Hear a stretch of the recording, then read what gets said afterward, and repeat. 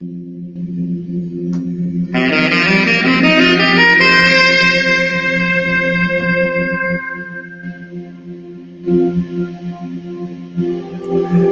to Shareholders of a Better World, brought to you by TBLI Group. At TBLI Group, we have an established reputation as an organization dedicated to building the ecosystem of global sustainability and impact investing.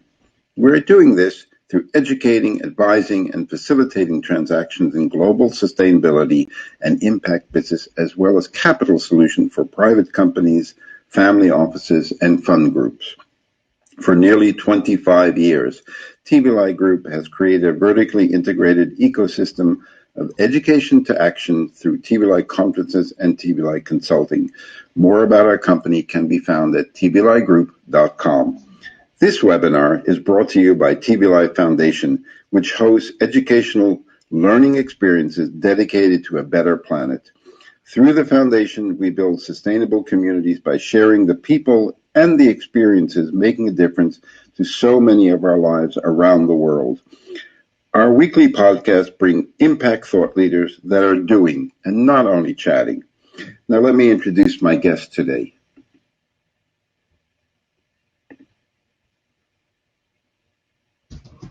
Okay. Good afternoon from our studio in Amsterdam. I'm thrilled that we have Tensie Whelan joining us today. Just some housekeeping instructions. If you have a question, just type it in the lower right-hand corner where you see the word comments and questions, and I will address that. If you need to send a private message to anyone, just move your mouse over their name and a window will pop up and you can send them a message. Try to stick around at the end and we will make a group selfie. I'm really honored and thrilled that Tensie is able to join us today. I've known her for a very long time. We first met in Mexico. She is one of my superheroes and was incredibly influential in moving the needle in sustainability, particularly in commodities, as president of Rainforest Alliance. Now she's a clinical professor at NYU. So for those of you who are not familiar with her, I'm just going to pass it over to Tensie. She can give you a brief introduction and then she'll do her presentation. Tensie. Yeah, thank you so much, Robert. And it's a pleasure to be with you. And congratulations. You've been a leader in sustainable finance for I won't say how many years, but many years. And, you know, I think really playing such an important role before people even knew what this was all about. So it's an honor to be here with you today. So as Robert mentioned, I'm Tensie Whelan. I run the Center for Sustainable Business at NYU Stern School of Business. Had been launched it about 5 years ago. And the focus of the center is on how we can help current and future business leaders embed sustainability core to their business strategy and drive innovation and risk mitigation, employee engagement, better financial performance, as well as return to society. And prior to that, as Robert mentioned, I ran the Rainforest Alliance for 15 years, and we worked on sustainable agriculture, tourism, and forestry around the world, working with about 5,000 companies in about 60 countries to really transform both land use practices and business practices. So it's a pleasure to be with you today. I'm looking forward to sharing with you some of the research we've been doing on how to monetize the business case for sustainability. I think we can go ahead with our slides, Robert. And I had technical difficulties before trying to share my screen, so Robert is being kind enough to do this for me. Great. So we can go to the next slide. So first, the question that all of us wrestle with, does sustainability create financial value? Next slide. And I think that we're really seeing that indeed is the case. This is a study that Arabesque and University of Oxford did about 5 years ago, where they found in a meta-analysis of more than 200 academic studies that there is strong correlation with lower cost of capital, better operational performance, and good sustainability practices. And actually, we're coming out now, 5 years later, with a study that looked at the 1,200 or so academic studies that have been published this past year and finding as well very strong correlation. So look to see that coming out in the next month or so. Next slide. We've seen during COVID that ESG has outperformed in many cases, of course, with all strategies. Some work and some don't. But as of September, 45% of ESG-focused funds outperformed their index, according to Morningstar. And Bloomberg Intelligence also found similar high performance. Next slide, Robert, if you're still there. Thank you. Our research is also looking at the value being created in terms of consumers. So we have a partnership with IRI, which collects all of our barcode data at retail in the United States for everybody from Walmart to small mom and pop shops. And what we found is that 55% of the growth in consumer packaged goods, which is personal care and food products, came from sustainability marketed products in the last 5 years. We will be issuing our new research on this in March, but what we've seen thus far is that sustainability has actually continued to survive during COVID and even continued to grow slightly. Next slide. And you can see here the purple lines are the sustainably marketed products and of the category, and the blue are the conventional. Across all the different categories. So probably hard to read the types of categories, but it ranges from dairy, which you can see here is in a deficit situation, whereas the sustainably marketed products such as organic, no GMO, plant-based, sustainable plant-based alternatives are in a plus growth situation. And all of those on the left are over 100% growth coming from sustainably marketed areas. Next. And this all happened whilst charging a 39% premium, right? And we know that it doesn't actually cost 39% in terms of premium. So this has been a very good business for companies. They've been able to grow and charge a premium. Next. And this is material. We saw prior to COVID, the two largest dairy firms in the United States, Borden and Dean Foods, announced bankruptcy. And a big part of that was that they were no longer paying attention to consumer trends and what they were looking for in terms of dairy, like we saw in this research. Next. But the challenge remains in terms of the return on sustainability investment. How do we measure it? You know, we see all these studies that show a good correlation between ESG and financial performance, but no causality.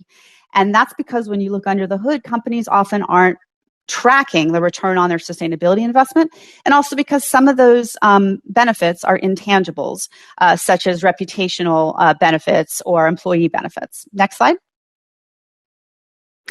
So at Stern, we've developed a framework called ROSI, Return on Sustainability Investment. And what we found through our research with companies is that when a company embeds sustainability in its strategy and practice, it drives a variety of what we call mediating factors: customer loyalty, better employer relations, innovation, improved media coverage, more operational efficiencies, better risk management, improved sales and marketing, et cetera. And that then drives better financial performance. Now, any kind of good management can drive innovation or better employee relations or more sales and marketing. But what we're seeing is that sustainability is actually that next phase of good management. Next slide, please.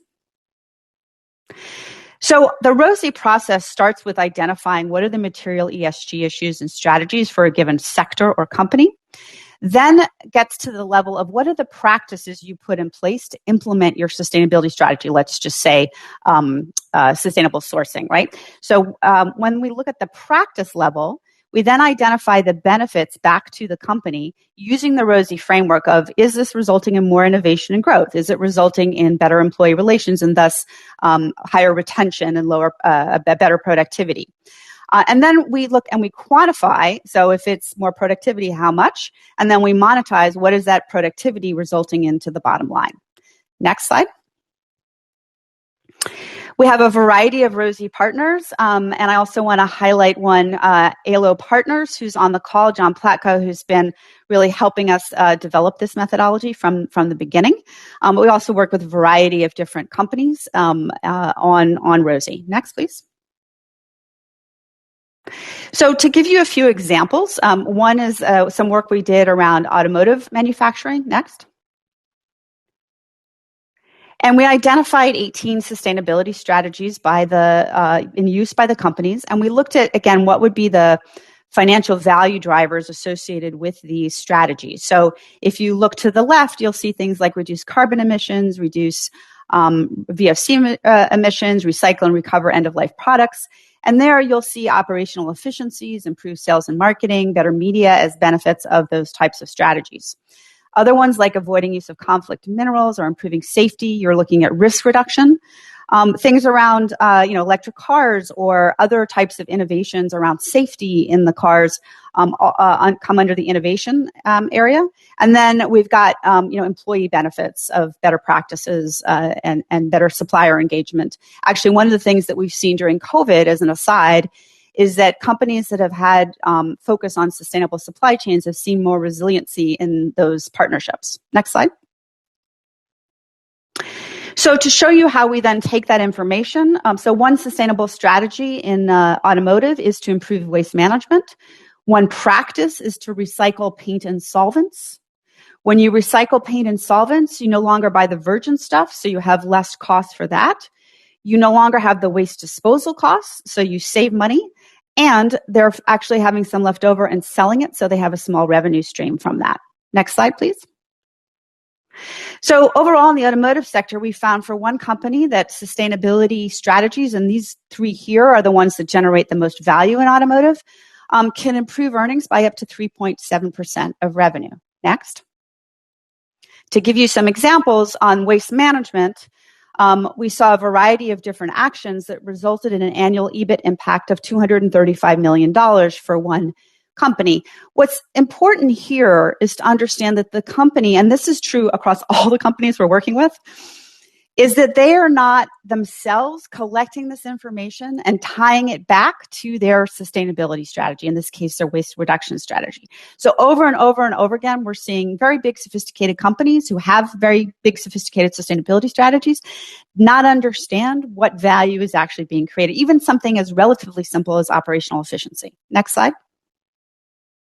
Here's another interesting one. We looked at end of life of vehicles in Europe. As you know, automotive companies are required to be responsible for end of life. For one company, that meant that in Europe, they were recovering and reusing 2.5% of material out of those cars and selling 10% of it to recyclers.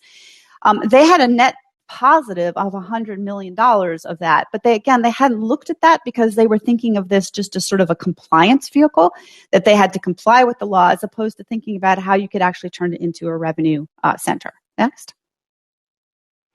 And final example, recalls, SASB, Sustainability Accounting Standards Board, says, this is a really important area for ESG, material ESG issues.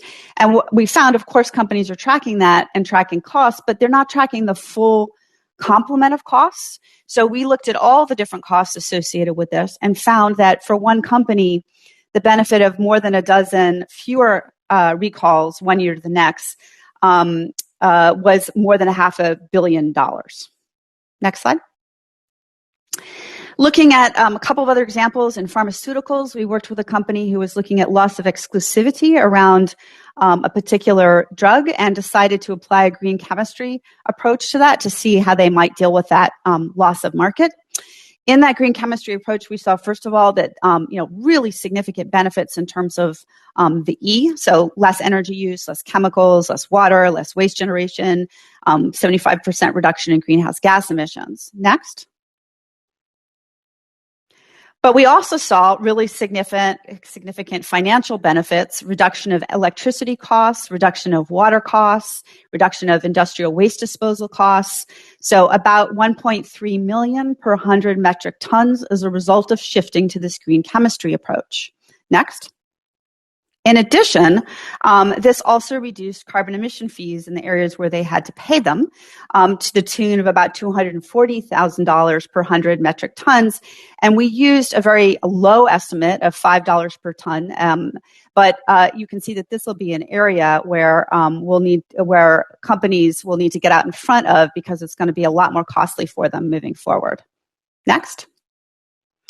We also looked at how you might apply ROSI to investing in the low carbon transition. This is a project we did with ALO Partners. Next.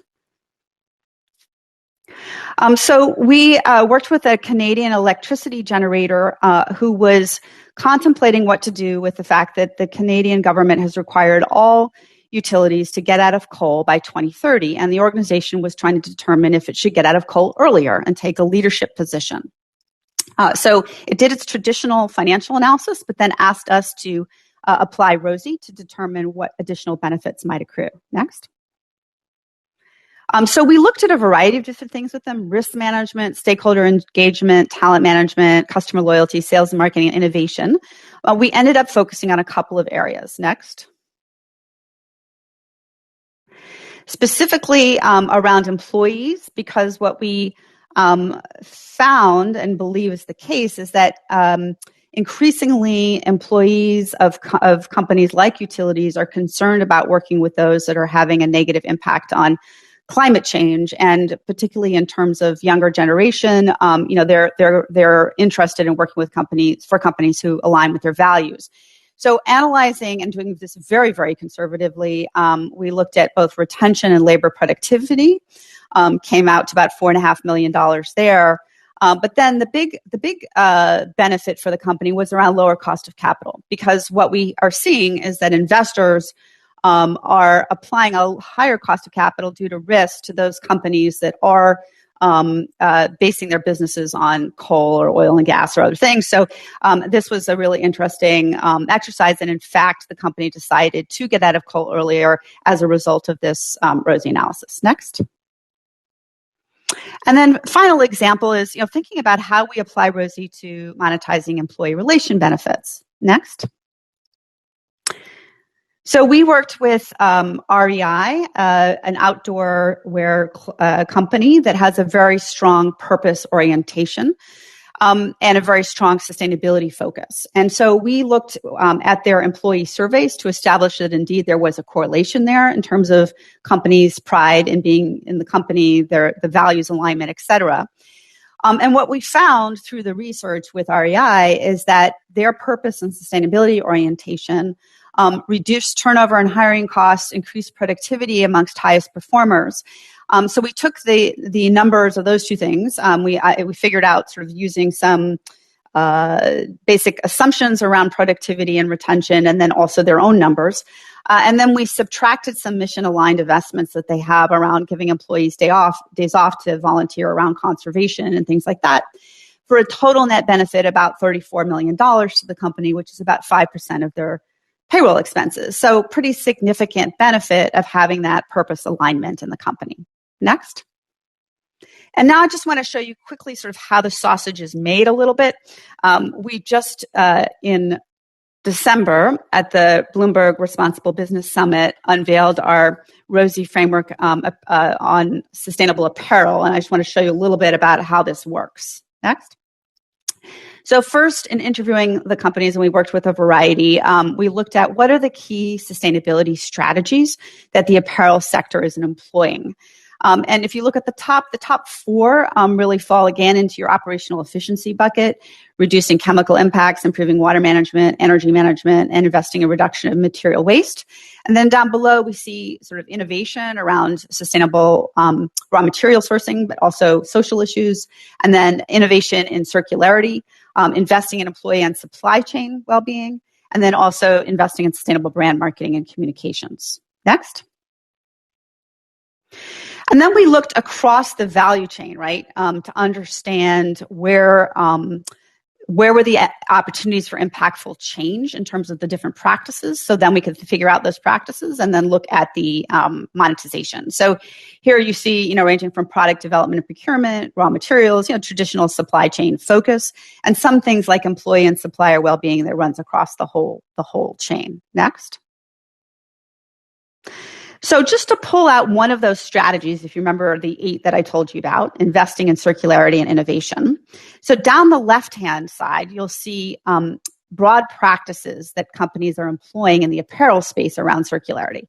One is investing in circular product take-back programs. Another is in circular packaging solutions. Another is in minimizing production waste and increasing product longevity. And finally, reducing product returns. And then so for every part of the chain, we looked at what are the specific practices that you have to put in place to actually implement on these broader practices, right? So if you look at invest in circular product take-back programs at the distribution and retail level, you can have textile recycling and upcycling, for example. And at the consumer end of things, you can have incentive take-backs for those products. So for each of these, we went through and identified how would you monetize these different practices. Again, we're not saying that these practices are exhaustive. There'll be others that companies have developed, but we've developed a tool, which you'll find online, that gives you a good sense of how to go about this. Next slide.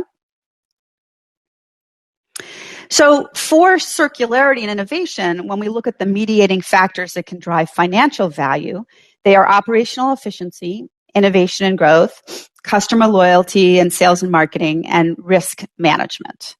And so we then looked at those across the different practices next, and I'll just show you an example of how we would then monetize. And this is challenging for me to read, so it must be really challenging for you to read. So you've got invest in circular take-back programs, the sub-practice of encouraging resale participation, and then we sort of identify what we think are the benefits and the mediating factors, and then we've identified here how you would monetize it. So what are the monetization methodologies or equations to understand the financial returns. We are currently working on 2 cases with Reformation and Eileen Fisher, which we'll be publishing soon, about the benefits that they've seen and how we've monetized those benefits. But what we're seeing is super interesting, for example, is that having a product that is gently used in the stores, and this was prior to COVID, actually brought in a younger demographic to the stores that they had, the company had been challenged to recruit prior. It also, they gave coupons to their customers to come in and return the clothes, and and those coupons functioned very effectively to actually get consumers in to buy more product. So there was a whole series of secondary benefits that we could monetize, along with the actual sale of the product, which clearly had a very low cost basis, so they had pretty high margins on it because it was a gently used product. Next, I think that's my last slide. Yes, so open it up to you, Robert, and other questions.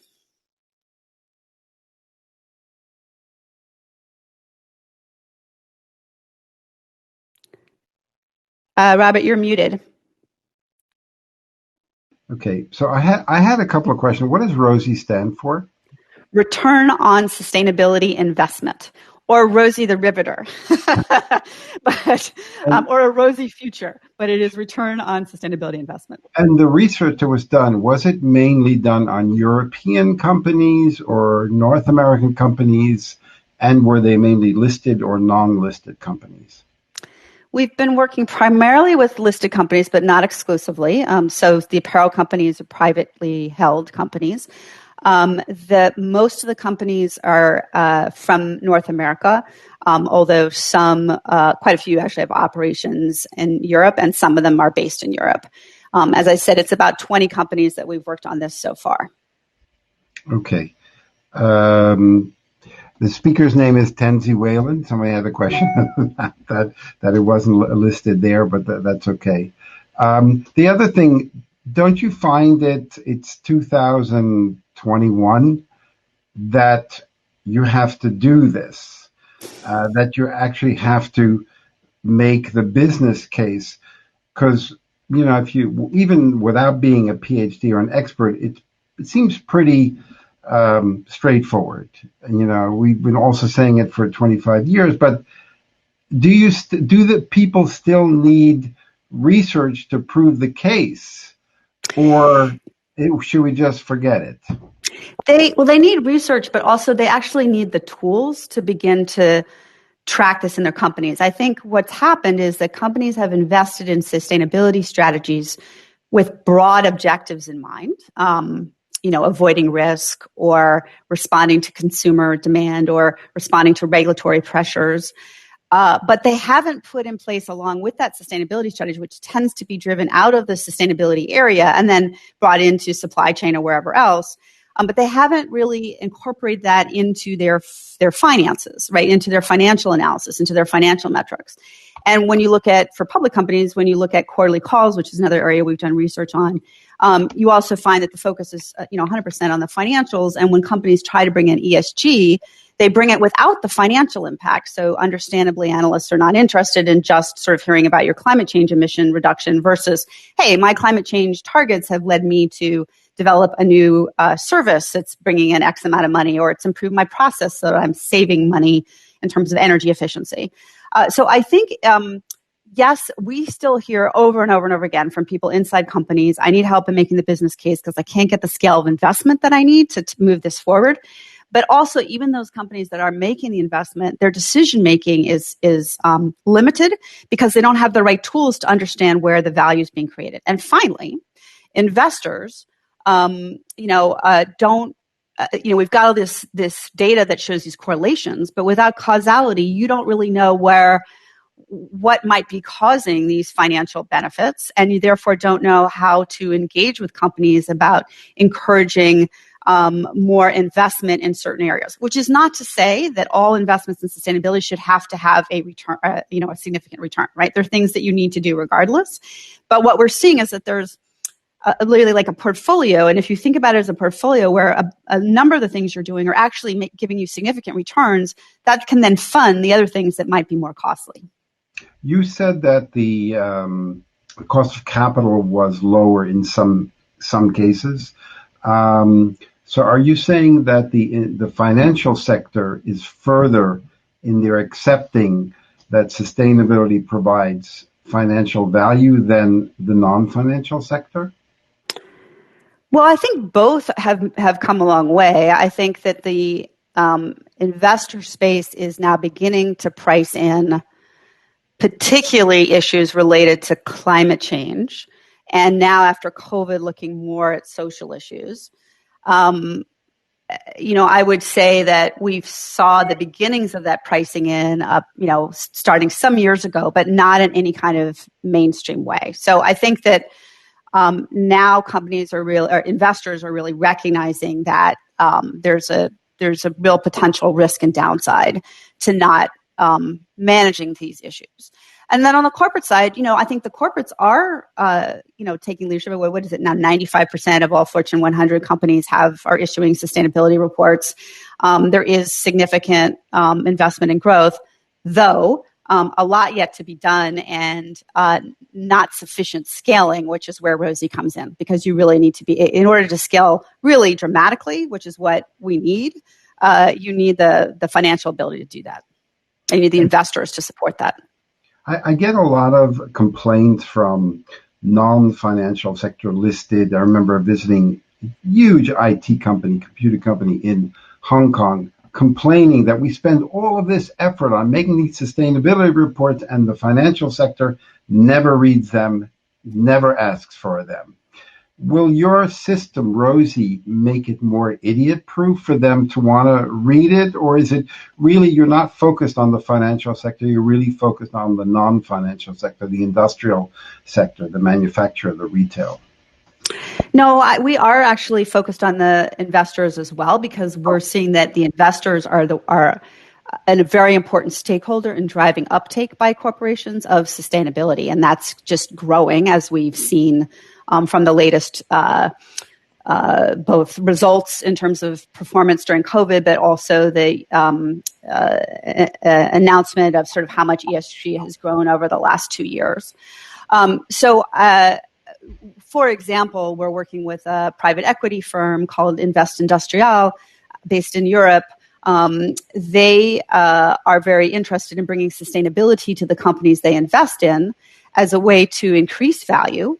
And they're also working with us to train those companies in ROSI so that they will start to be tracking ROSI metrics along with sustainability metrics so that they're aligned for those companies as part of creating more value for them as an owner, an investor in these companies.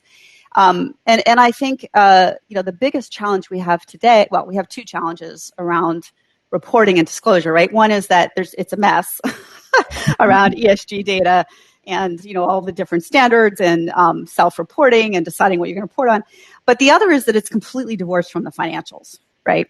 And so I think that, increasingly investors will ask for that, and corporates will begin to understand that it will help with their strategic objectives and decision-making and corporate business strategy to begin to connect the two. Okay. I'm going to start taking some questions because the list is getting I have to put my glasses to read this. Okay. Do you have statistically significant evidence of causality, i.e., can you draw a robust line from the sustainability indicator and improved earnings or other tangible benefits from Kerry Max?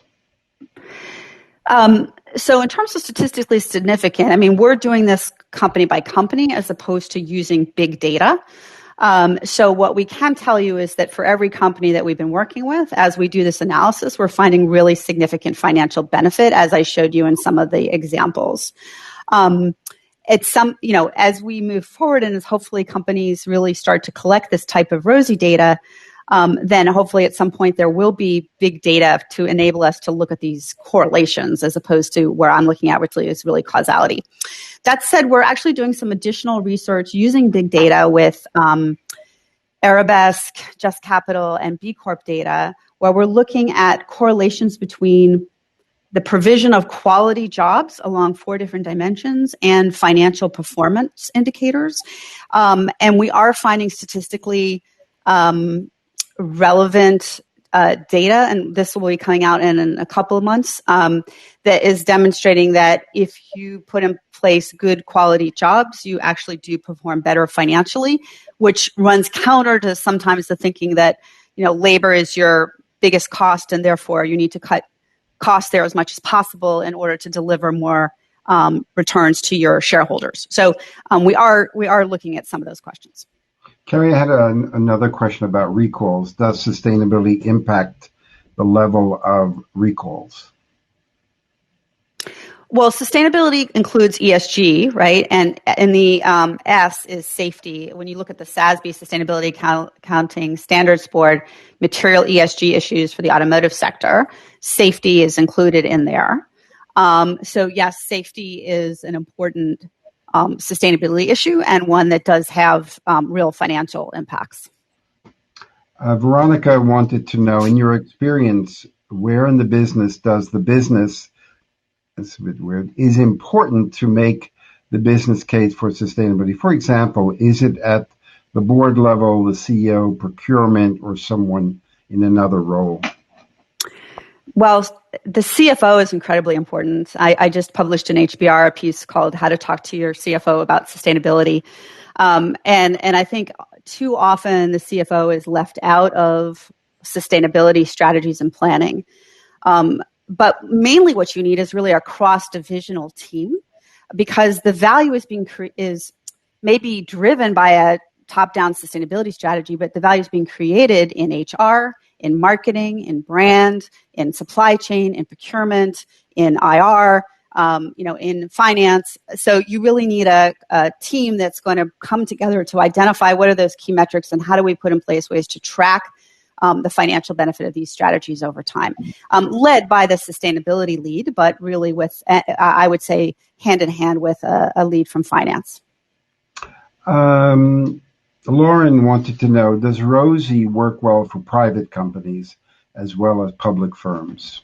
Absolutely. So the work we're doing with the apparel sector with REI, Eileen Fisher, and Reformation, all private firms, the work that we're doing with Invest Industrial around their privately held companies, absolutely. It's a tool that anybody can use, and you can use it for looking backward, and you can use it for planning and looking forward. You can use it for reporting. You can use it in a variety of different ways.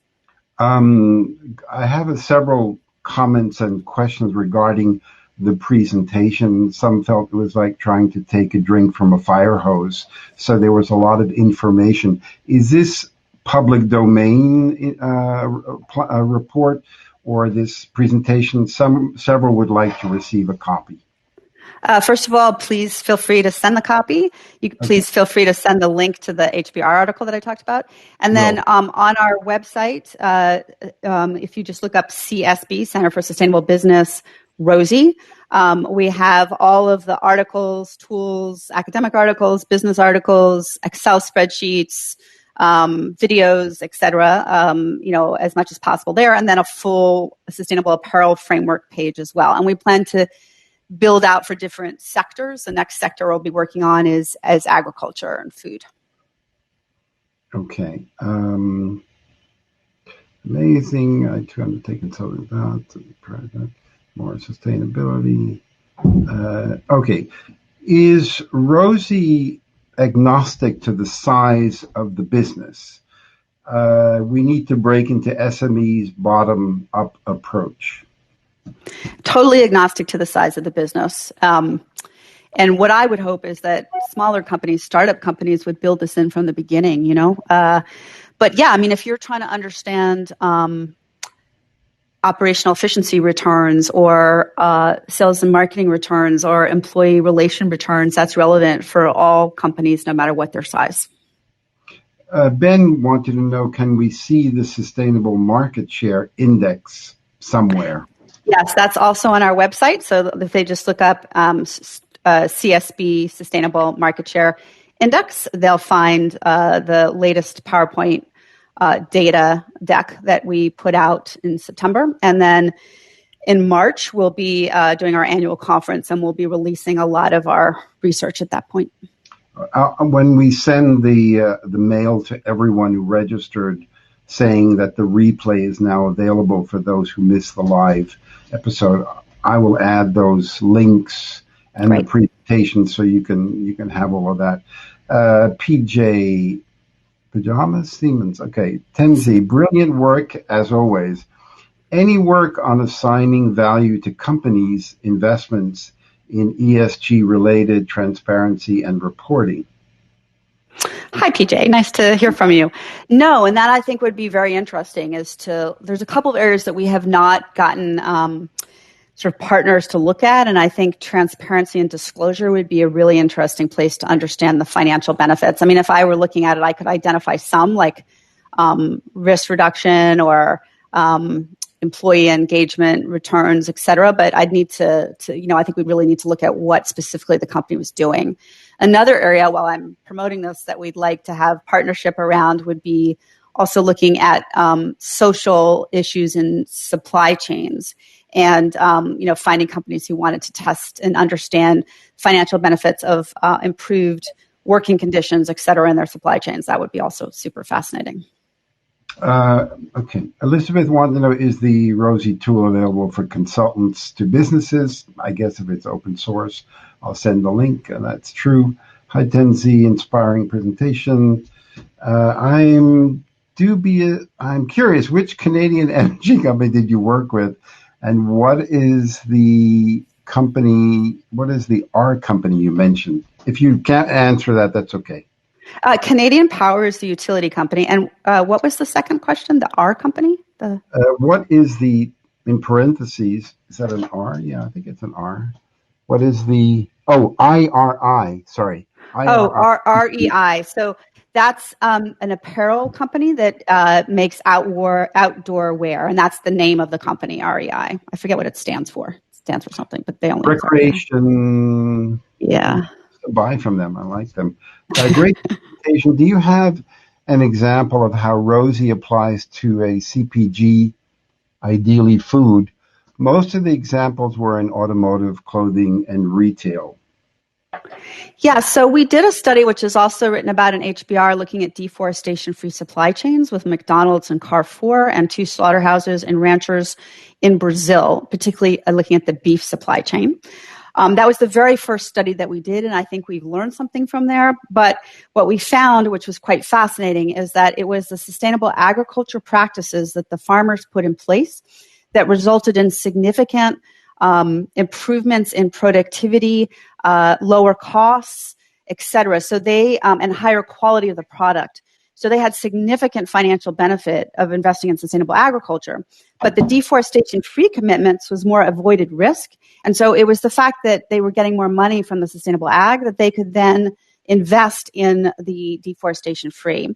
And then we saw moving up the chain that the slaughterhouses and the retailers benefited from improved stability in their supply chains because, a better paid rancher is a more stable rancher, better quality product in their supply chain, as well as lower risk associated with, potential problems from a deforestation or social perspective.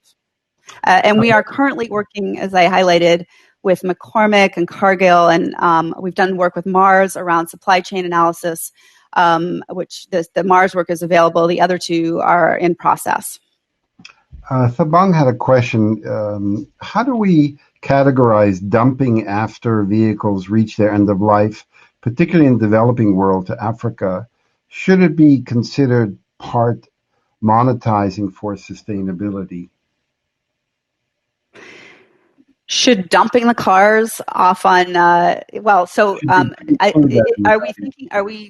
so I'm not sure if we're referring to dumping them into their landfills or reselling them to those communities. I can say when I lived in Costa Rica for a number of years, we were sending all of our old school buses and other things down there, and they all were really bad emitters, and the air quality and it was horrible as a result of our dumping those vehicles down there. So I would, depending on what you're talking about, there's a potential negative externality associated with that kind of dumping. Or you could be retrofitting the vehicles and providing a benefit, selling them at a lower price for people who couldn't afford them if you're improving, making sure that they're not contributing to more pollution in that country because you can no longer sell them in your country due to, pollution control. So, depends. Carrie's been busy. Tensie, I'm in the public sector trying to incentivize private sector uptake of sustainable investment. So if ROSI is backed by econometric models with statistically significant evidence of causality, that would be a major game changer in providing evidence to support the behavior case. Is that the case? No, as I said earlier, we're really doing this one by one. So it's, we have cases with individual companies, and we've got a process and a methodology, but we're not collecting big data at scale. This data is not available is the problem because companies aren't collecting it. So if I were trying to look at big data to get to that statistical correlation that you're asking for, the data would not be there. Nobody's collecting and being able to report on what are the total financial benefits of their waste reduction strategy or of their circular investments. And so that is the nut that we have to crack is get companies to begin to track this. And then I think at that point, when you start to have that data in the same way that you have ESG data or regular financial data, then you could begin to look at these broader correlations. But again, as I said, in quality jobs, we're attempting to do that as sort of a proxy, and that information will be out, and you can make up your own mind if it's statistically relevant or not. The dollar value mentioned in your case studies of savings, Roshit is asking this, are these dollar values getting reflected in the income statement for the exact number and contributing to earnings improvement, or are these values getting lost and doesn't show up in the income statement for the exact value? They're getting lost. Yep, and in every case, because companies aren't putting in place the metrics to track them, they don't know that these strategies are resulting in these kinds of benefits over and over again.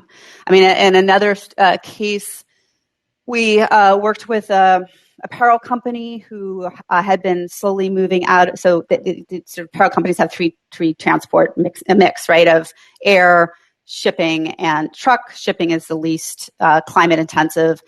Due to their climate commitments, they were shifting somewhat out of air, although due to the apparel sector's need to kind of have just-in-time delivery and quick turnaround in terms of seasonal fashion and so on, they can get it out of it altogether. Anyway, they had begun to, over a couple of years, get out of air and more into checking and shipping. They had never tracked the financial returns on that, which again seems like a basic thing, but this is what we find over and over again. They had tracked the greenhouse gas emissions. So we were able to look at that, look at the whole thing, and understand how much money they had saved as a result of shifting that mix. And more interestingly, during COVID, price of air transport went up 3 times because of the far reduced flights. So while their total air costs did go up, it went up far less than it would have otherwise. But again, companies aren't set up to track even these kinds of basic returns on investment related to sustainability. Okay. The business case for the social side seems more complex than for the environment or even the governance. Are you making progress in that area? That's an area where I agree. I think it is more complex, and that's an area where we'd like to find partners who would be interested in working with us to better assess this. I think the work that we did with REI and we are doing with another company on similarly is showing that there are real, at the corporate level, real employee benefits that you can monetize as a result of sustainability. But where we need to do a lot more is around monetizing the benefits related to supply chain management and work, so human rights issues, working condition issues, living wage benefits, et cetera, and there'll be avoided risk benefits. There'll be potentially quality improvement benefits. There'll be a variety of different things that we could monetize, and we'd be very interested in doing that. Okay. Do people have financial metrics for return on investment for providing special education at an early age to prevent special and later on also increases in employment, et cetera? I don't know. I don't think you're capturing that, are you? Yeah, no. I mean, that's a public policy question, and there is research around really more externalities, which is what you're talking about. So we're focused really on the benefits to the company rather than externalities. But there's a variety of researchers, which I'm not, up on, that are looking at some of these public policy questions, and I think they're a very important set of questions. Okay. Paul wanted to know, do you have examples of how to truly integrate this sustainability mindset into organization? There are so many opportunities day-to-day. Having said that, it's very hard to implement that in teams.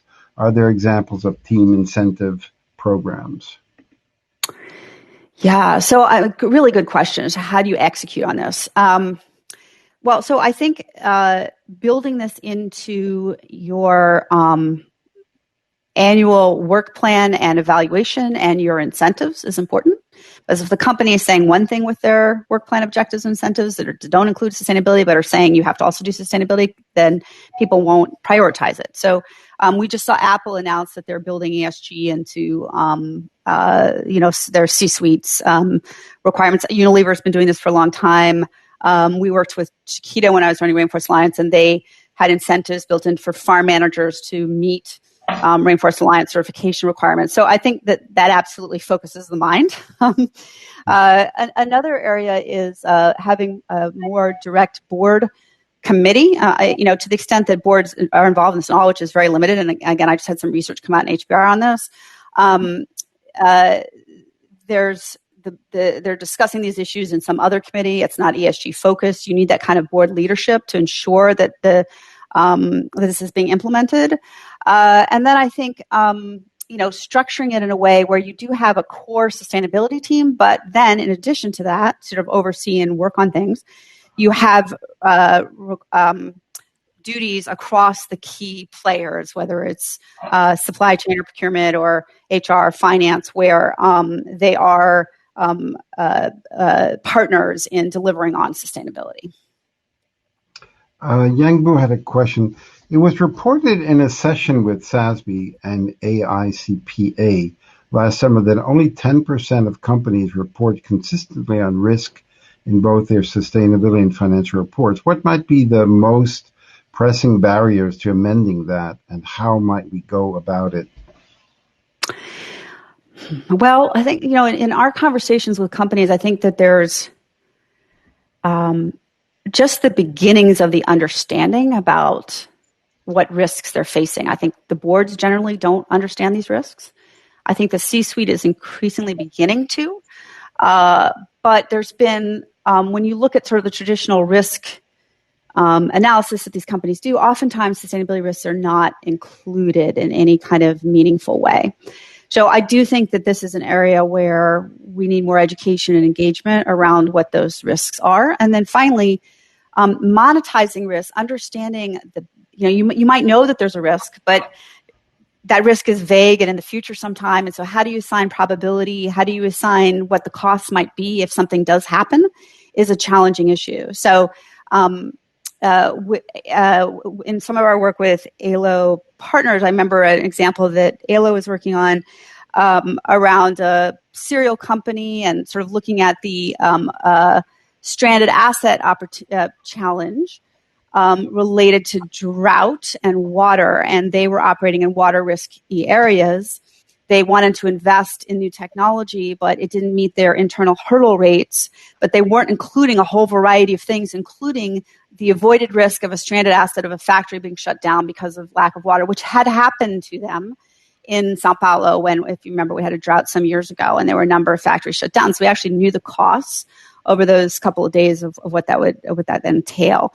So, I mean, I do think that this is a new area. And from our perspective, in terms of monetizing risk, we're also looking for partners to help us figure out how to look at market, regulatory, reputational, operational risk associated with sustainability and build in good probabilities and assumptions to help companies. Going back to what you said about looking for partners, there's a lot of people looking at the live event and the tape. What specifically could the audience listening to this do to help you as well as help themselves? Well, as I mentioned, we are looking for partners in new sectors or on new topics. We operate in a consulting capacity, so these are paid engagements, but the work that we develop, not the proprietary financial information without permission, but the work that we develop remains open source and available to everybody. But what we're finding, and companies are finding this extremely useful to bring in Stern and help them really figure out how to do this internally.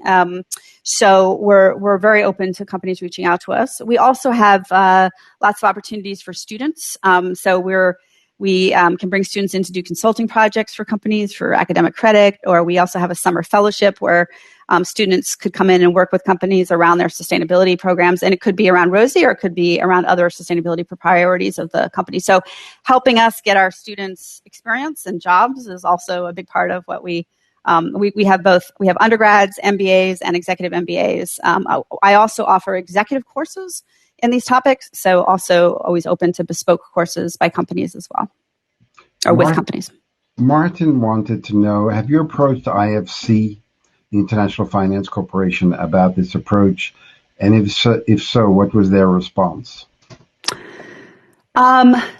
We've worked. They have taken some of our students, and we've worked with them in sort of a broader way, but have not really talked to them about incorporating ROSI into what they're doing. So that's a good suggestion. It's something that I could think more about. Okay. Let's see. Which was this one? Oh yeah, Paolo wanted to know. Many thanks for the great presentation. I'm interested in your views on applying the ROSI methodology to the businesses of financial institutions. That is, how to monetize a business case for sustainability in financial institutions. How do these agents apply ESG elements in their modus operandi? Many thanks. Yeah, so for financial institutions, if you look at what would be a financial institution sustainability strategy, set of sustainability strategies. So one would be related to operations, right? Reduction of energy, greenhouse gas emissions associated with their buildings or their travel, reduction of, paper, a variety of other things that you could look at, and energy used in their buildings. I mean, you can look at a variety of different things that are their own footprint, relatively small, right? But still relevant. You can look at their offerings. So on the innovation, so that's sort of the first was really on the operational efficiency front. The second is on innovation and growth. What new products and services are they developing and designing for investors who are, whether they're institutional level or retail, who are very interested in ESG, and you could then evaluate what kind of return on those new products and services you could get through that, and also, does it help increase loyalty to you? Do you retain your clients because you're bringing this other element to them? One of the things that we're seeing, which is super interesting, isn't in the financial services, but was in talking with a pulp and paper company, is that they found that their sustainability programs allowed their salespeople to have a very different type of relationship, a stickier relationship with the buyer in the hospitals where they were selling their paper products. And that resulted in better financial performance for them over time. So I think that kind of engagement around these more meaningful topics beyond which obviously remains incredibly important, the return on the portfolio, can also build customer engagement and recruit new customers to you that you might not have already. And then another area would be employees, right? Employee recruitment and retention. For a financial services company that is really innovating in the space, you'll probably get the best and the brightest, and you'll get people staying around longer of those best and the brightest. So those are just a few ideas. And there's also avoid risk of regulatory risk or risk associated with making bad picks due to not understanding material ESG issues. Priscilla wanted to know, how does ROSI integrate current thinking around double materiality? Not sure what that is. I don't know. I'm sorry, I don't know. A question about can you link references and folks. Listen, everyone who registers, you can either use your phone app or the desktop app. Everyone is then in your database. You can reach out to them. You can follow them. If you both follow each other, you can call or text each other completely. So just use the phone app or the desktop app and play around with networking among yourselves. It's quite cool. Speaking to companies, does this focus on sustainability from Renee and financial performance make it easier for companies to rethink or redefine their broader corporate purpose and operational processes in connection to their ESG practices? The short answer is yes, right? Because, bottom line, a company is responsible to its owners, to its shareholders, to a society to deliver good returns.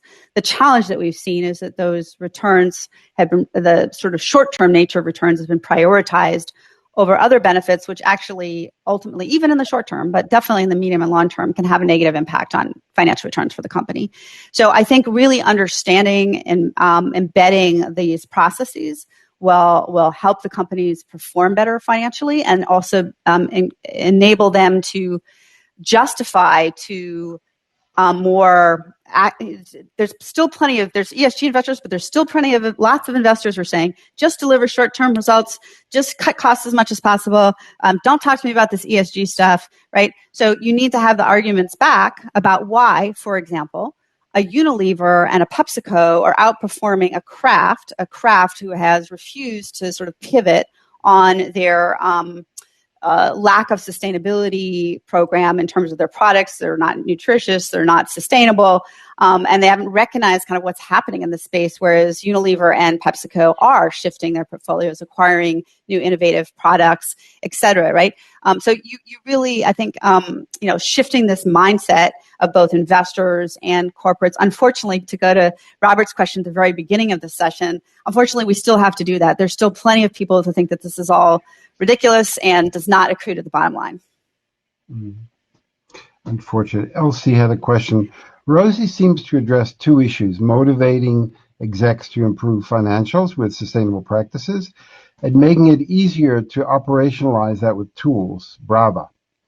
That addresses their own sustainability. What is their incentive to measure meta impact on sustainability of the web of life? Oh, wow. So I think there you're talking about externalities, right? How to measure impacts on air quality and health, for example, or water quality, and sort of just the sort of social cost of either bad behavior or the social benefit of good behavior. And I think there are again a number of organizations that are beginning to look at that. There's George Serafman at Harvard is doing what he called impact value account weighting. That's not quite exactly right, but they're looking at some of these externalities. So I think this is an area where we need to have more data and also begin to hold companies accountable. But My feeling is they first need to sort of get their own shop in shape, and then begin to really understand their impacts on the broader societal bottom line.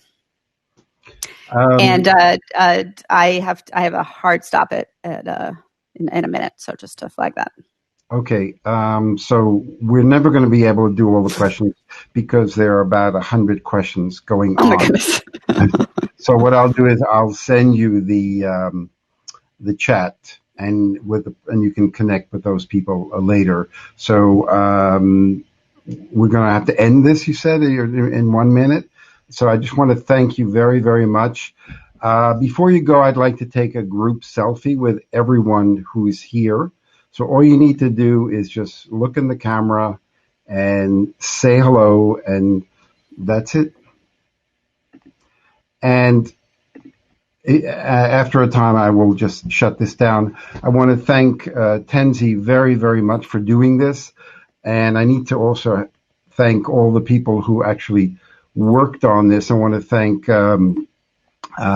Sam, our producer, Crypto Genius, and Ramen Critic, Ricky, our absolute better half with no filter, Xi Jinping, our head of transparency and integrity, Boris Johnson, our hairstylist, Alexander Lukashenko, voting ethics monitor, Jeff Bezos, our human resources and full tax compliance leader, Ted Cruz, our sedition expert and humility mentor, Donald Trump, our spiritual advisor and conflict resolver, Lorraine Bobert, our in-house deep thinker and pacifist of the year winner, and Elon Musk, our humility coach. So thank you all, and thank you all for coming in here and also for making fun. And Tensie, this has been great.